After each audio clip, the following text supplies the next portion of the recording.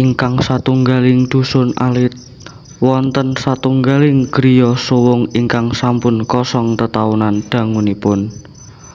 Rumor beredar ing kalangan penduduk dusun menawi griya puniku angker. Satunggaling tiyang nem-neman namanipun Ayu ingkang tansah seneng ing bab-bab misterius medhotaken kangge nyelidiki griya kasebut sareng kancanipun Bagus. Satunggaling bengi udan deres lan bledheg der-deran. Ayu lan Bagus mlebeti griya suwung puniku kalih kebak semangat.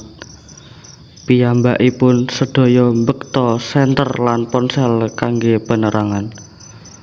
Wanci piyambakipun sedaya mlampah-mlampah ing sekitar griya. Piyambakipun sedaya mireng suwanten lambahan suku ing jogan inggil. Senadyan piyambakipun sedaya saestu menawi piyambakipun sedaya inggih punika setunggal-setunggaling tiyang ing griya puniku. Kowe krungu kuwi rak, Gus? Ana swara langkah ing lantai dhuwur. Ayu karo nada gugup. Halah, mungkin kuwi tikus nek gak angin. Aja terlalu kuwatir, yo. Bagus ngrasa waspada.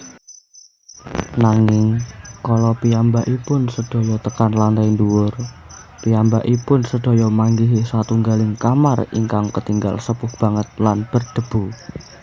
Ing pojok kamar wonten meja sepuh kaliyan telepon kuno gadah warna ireng. Gus, delok niki. Ana telepon kuno. Aku ingin nyoba mengangkate. Maya karo rasa penasaran.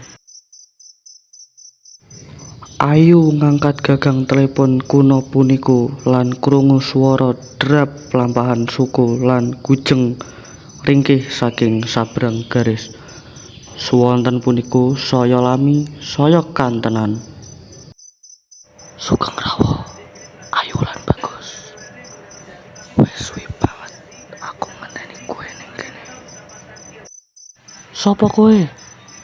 Apa sing mbok inginke? Ayu jawab karo rasa kaget. Aku iki roh sing keprangkap ing jero telepon iki.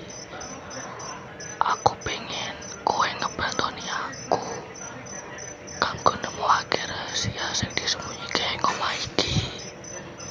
90 tahun sing biyen aku mati ing kene lan harta karunku diompetke. Nanging aku ora iso lunga ning alam liya sedurung harta iku ditemokke. Piye carane dhewe iso mbantoni kowe? Jawab Bagus karo rasa pengin reti. Ing ruang bawah tanah iki ana pintu rahasia sing ngarah ning ruang penyimpanan harta karunku. Golek lan temokke pintu iku lan gawa harta karunku ning tempat awal. Dengan ngono aku iso bebas lan kowe iso metu teko kene. Piyambakipun sedaya mbekta harta karun puniku dhateng dhuwur lan swara misterius kula wau ical kados punika mawon.